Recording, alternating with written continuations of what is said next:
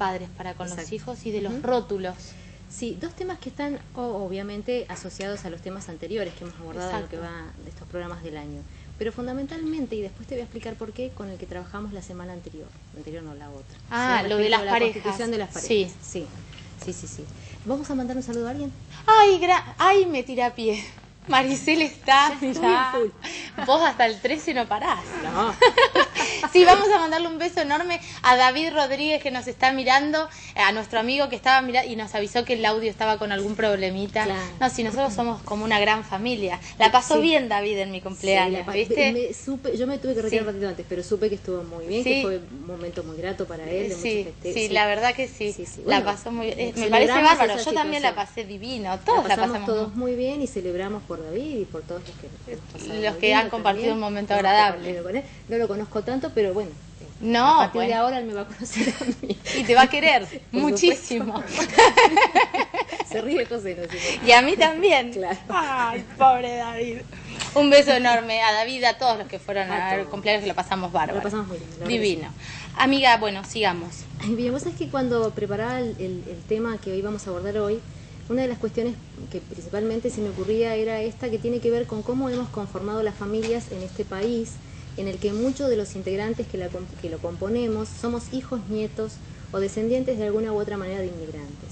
¿Cuánto de aquello que traían los inmigrantes que constituían familias en la Argentina está involucrado en lo que son los mandatos familiares?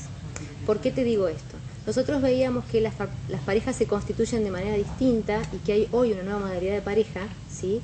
Y también esto se asocia, te decía recién, con los mandatos familiares. ¿En qué sentido? Nosotros venimos de familias en las que el desarraigo, las guerras, una culturización que tiene que ver con el sacrificio, implicaban que quizás la constitución familiar fuese rígida y con predeterminaciones muy instituidas desde el lugar del deber ser, ¿sí? Y a medida que fue transcurriendo el tiempo, hemos ido mutando ese tipo de familias en otras en las que quizás se ha flexibilizado más la constitución familiar y se ha pasado del deber ser al ser aquello que desees. En este sentido, los mandatos se vuelven contradictorios y en algún punto confusos. ¿Por qué? Porque a los mandatos familiares, ¿con qué tienen que ver? Tienen que ver con aquellas transmisiones que se realizan de padres a hijos, de abuelos a nietos, que están implicando la historia familiar, la historia individual de cada uno de los integrantes que constituyen esa familia.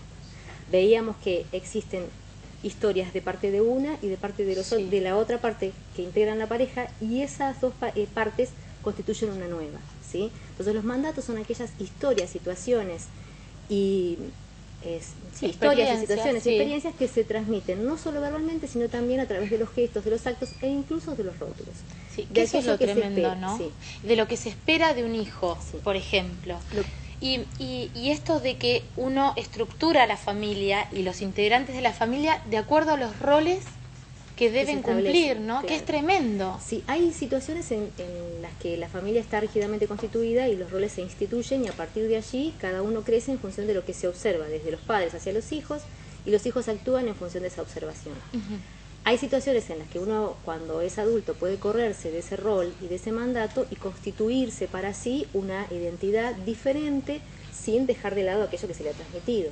Y hay familias en donde la flexibilidad es mayor y esto no sucede con tanta rigidez, ¿sí? Que uno descubre lo que quiere ser, querer ser solo. Exactamente. ¿No? Ahora, ¿qué sucede cuando los mandatos ya están instituidos y se transmiten tal cual se instituyeron? Se establecen los rótulos que no solo tienen que ver con aquello que se dice y que identifica alguna característica del niño. Los rótulos tienen que ver con lo que yo deseo que vos seas, claro, o con el lugar que venís a ocupar a en esta este familia. Contexto familiar. Claro. Exacto. Entonces están los hijos que son protectores de los hermanos, los hijos que cubren roles de padres, exacto, estén o no estén, ausentes o presentes. Alguna cuestión que hemos hablado también, esto del deber ser respecto de la identidad sexual, el deber ser respecto de la profesión, que genera muchas veces confusión en las elecciones que hacemos los adultos. Sí, y tremenda frustración, porque uno que siente que le está fallando a sus padres, por ejemplo. Claro, cuando veíamos la vez pasada el tema de la soltería por elección y que decíamos que existen distintas opciones o posibilidades que tienen que ver con alguna situación traumática no resuelta, con el deseo de permanecer solo y generar proyectos para sí mismo, mucho de esto tiene que ver con aquellos mandatos que están vinculados con las teorías del éxito, aquellas que tienen que ver con conseguir lo que me propongo, con lograr los objetivos más allá de las consecuencias, ¿sí? Entonces acá es donde intervienen los mandatos y por sobre todas las cosas aquello que yo espero que mi hijo sea. Lo que sucede es que cuando lo que yo observo y describe lo que quiero que mi hijo sea, no lo que es en realidad, genero en él una contradicción que puede provocar o que actúe socialmente tal como esperan que yo lo haga, o que me oponga y actúe por la contraria. Muchas veces la actuación contraria es saludable, provoca beneficios, y otras veces no. Otras veces provoca grandes crisis. O una rebeldía extrema. Rebeldía extrema que vemos muchas veces en el carácter adolescente, que más allá de lo que se espera, de lo que debe ser, por el momento evolutivo, hay situaciones de riesgo en las que están implícitos los chicos, ¿no? Maricel, y uno como papá, ¿qué cosas tiene que tener en cuenta o cuáles son los errores que uno no tiene que cometer al transmitirle porque nosotros inevitablemente, sin querer, inconscientemente, le transmitimos presiones, le transmitimos deseos nuestros a los chicos, les transmitimos responsabilidades que tienen que ver con algo propio de ellos, ¿no? Sí, hay una cuestión que tenemos que tener muy en cuenta, que es lo que siempre decimos, es cómo mediatiza la palabra en el vínculo. Claro. ¿Sí? ¿Qué cosas nosotros transmitimos? Yo soy partidaria de que se debe transmitir la historia familiar, que los hijos deben de conocer cuál es el origen de la familia, no solo la que constituimos con ellos, sino la familia de origen, aquella que tiene que ver con los abuelos, ¿sí? Porque muchas veces las preguntas están vinculadas con viejas costumbres que por ahí no entienden porque difieren de la de sus compañeros. Claro. ¿Sí? Entonces uno tiene que poder transmitírselas e incluso dar lugar a que manifiesten la oposición si es que así lo desean. Claro. ¿Sí? No la oposición desde el lugar de la falta de respeto, como siempre decimos, pero... de su opinión. Claro, un ejemplo típico. Hay que levantarse a almorzar todos los domingos. Los chicos empiezan a salir de noche, les cuesta levantarse, empiezan las contradicciones, las controversias, los enojos. ¿Por qué provocar una situación? Y porque nosotros, me acuerdo, con los abuelos comíamos. A lo mejor en esta modalidad de familia, claro, se puede incorporar otra modalidad que no sea esa. Es un ejemplo muy simple, pero que viene a colación de lo que se transmite. Las ideologías políticas, las elecciones referidas, algo tan simple como los clubes de fútbol. Sí, tal cual. ¿Por qué tiene que ser de Boca? Porque el papá es de Boca, claro. Entonces, a lo mejor ni siquiera les gusta el fútbol. Claro. Entonces, darle la opción de que puedan ir haciendo, siempre acompañándolos, siempre a la par, siempre guiando propias elecciones, ¿sí? Y cuando transmitimos aquello que está vinculado con nuestra historia, hagámoslo desde el lugar de saber que él tiene que constituir la propia, en la cual van a intervenir aquellos factores que tienen que ver con la de los papás y la de los abuelos, ¿sí? Los que tenemos la posibilidad de haberlos tenido y de haber vivido con ellos, ¿sí? Hay cuestiones, nosotros vivimos, mi padre en una casa muy grande, nosotros vivíamos con nuestros abuelos. Hoy es impensable vivir todos juntos. Exacto. Entonces, se produce un quiebre y un cambio en lo que es la estructura familiar, la dinámica familiar, ¿sí? Y eso tiene una explicación. A lo mejor porque somos muchos, a lo mejor porque somos más hermanos de los que estaban planificados. Claro. Tiene, la historia te va predeterminando y vos vas haciendo elecciones en función de... Pero cuando hay que cumplir con aquello que se espera que uno haga y uno no está dispuesto a hacerlo porque no le cabe el saco, porque no lo desea, porque no es se su camino, claro. Por eso digo, es importante que me dé la palabra. Es importante distinguir entre un límite y un capricho de los padres para con los hijos. Sí, tal cual. Quiero que hagas esto, no me gusta. Quiero que lo hagas porque ojo yo con lo los reproches también, cargarlos de culpas a los chicos. Me parece que es un error que por ahí cometemos los padres, esto de no me merezco que hagas esto, si yo te doy todo, si yo te hice esto, por favor. Claro, ellos no hacen para nosotros, ellos hacen por sí mismos. Claro. Es así. Una vez una mamá en consulta me dice, mi preocupación es que mi hijo no me come. Entonces yo lo miré y le dije, menos mal que no te come. Claro, no me come. Claro.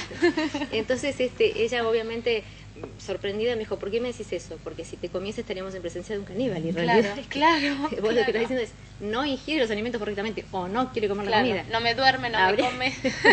Claro, en realidad le quitamos una identidad propia. Es un lenguaje común, uno habitualmente lo utiliza, pero cuando lo decimos le estamos dando una impronta respecto de lo que ese chico es respecto de nosotros mismos. Qué tan importante es que tenga tal calificación, que sea tal, y quizás no lo es para él. Claro. Y frente a un fracaso sobrevive una escucharlos frustración. aparte, Sí. ¿no? Escucharlos no solo cuando están hablando, escucharlo, digo, observarlos, ver sus acciones, ver qué les molesta, si los estamos lastimando, porque muchas veces desde la presión lastimamos muchísimos como papás. Sí. Cuando en alguna familia falta uno de los integrantes, y bueno, también esto lo conversábamos, se otorgan roles, ¿sí? En virtud de la cubrir. ausencia, dañamos mucho. Y generamos para quien ocupa ese rol una identidad que no le pertenece desde lo genuino, desde aquello que él desea o quiere ser, ¿sí? Me gustaría que fueses como, claro. Ay, mira cómo copiaste el gesto de... Y en realidad... a lo mejor fue espontáneo, a lo mejor fue algo que naturalmente le sale, pero... Sí, pero no podemos, estamos ahí jugando con su propia identidad, ¿no? Sí, sí. Que es una construcción y en la que los padres intervenimos claramente, pero tenemos que intervenir desde el lugar de estar al lado, ¿no? Como decíamos pasadas, no de estar encima. Ni imponer, porque uno impone sin querer, ¿no? Sí. Otro tema importante que por ahí no llegamos a abordarlo hoy, pero sí algo, que en función a los roles que nosotros le damos a nuestros hijos, cuando son varios hermanos, se construye la relación entre hermanos. Sí, los que estamos en el medio, por lo general, un beso a mi hermano Héctor, que lo amo. Compartimos el medio. Un beso, Héctor. Compartimos el medio. Yo a los tres los amo. ¿Cómo comparten el medio? Claro, porque son cuatro, claro. Está bien. Los hermanos del medio. Yo he construido toda una teoría en relación a los hermanos del medio. Los hermanos, la relación de hermandad es una relación de lucha, ¿sí? Sí. Porque hay dos figuras en las que tenemos que repartirnos. Entonces muchas veces los papás, en el afán de querer ser equitativos y darles a todos por igual, lo que hacemos es ser injustos. Sí. Pero no lo hacemos con mala intención, lo hacemos desde el lugar en donde por ahí se desequilibran las cuestiones, ¿no? Entonces le va bien a uno y al otro le das más o al menos. otro. Entonces dices, ay, mira qué bien que le fue a tu hermano, y el otro te queda mirando como diciendo, o al revés, no, pobre tu hermano, que le va mal, que qué sé yo, qué sé cuánto, por ejemplo, ¿no? Hay de debilidad y fortaleza. Yo digo lo del medio, pero porque me tocó a mí estarlo. Sí. Pero en realidad también tiene que ver con cómo se espera, cómo se gesta y qué lugar se le da al hijo mayor, tanto como al hijo menor, que mi hermanita que ya es grande, pero que la más dice lo chiquitita. mismo. Todos tenemos una carga, todos tenemos un rol, todos tenemos un lugar. Lo importante es que esto no se torne después algo tedioso o que nos cueste sobrellevar. Claro. Mira, este es un artículo que me mandó una persona que yo quiero muchísimo por Facebook, que sabía que íbamos a tocar este tema, que es un artículo de Laura Goodman. Ajá, sí. Que dice, cuando eres niño tu familia te adjudica un papel y así te conviertes en el tonto o en el listo, en el vago o en el aplicado, en la guapa o la simpática de la familia. Y está en nosotros poder romper con eso, ¿no? Qué grave seguir toda la vida con un rol que te adjudicaron de chiquito porque se les ocurrió o porque era lo que necesitaba esa familia en ese momento, el débil o el fuerte, al que hay que cuidar o al que hay que dejar para que nos cuide. Aquel que puede con todo y aquel que como no puede, hay que cuidarlo. Entonces el que supuestamente puede con todo queda en desventaja, digo, entre comillas, respecto del que no. No, y el otro, ¿por qué le tenemos que decidir que no se puede cuidar? Exacto. El tema de la belleza, por ejemplo. ¿Cuánto pesa haber sido la más linda o el más lindo cuando sabemos que con el paso de los años a todos nos pasa que de alguna manera la belleza se construye hacia otro lugar? Claro. No queda en el lugar de la belleza física solamente. Tal cual. Y eso es muy duro, son cargas muy pesadas. Muy pesadas, es verdad. O el más inteligente, entonces los chicos les tienen que ir bárbaro en la escuela porque un 8 es baja nota. O sea, me parece que es un tema para seguir desarrollando, pero para que estemos alertas los papás, ¿no? Sí. De las cosas que le estamos imponiendo a los chicos. Nunca olvidemos que cuando se construye una nueva familia, los integrantes de esa familia están teñidos de esta historia, de estos mandatos.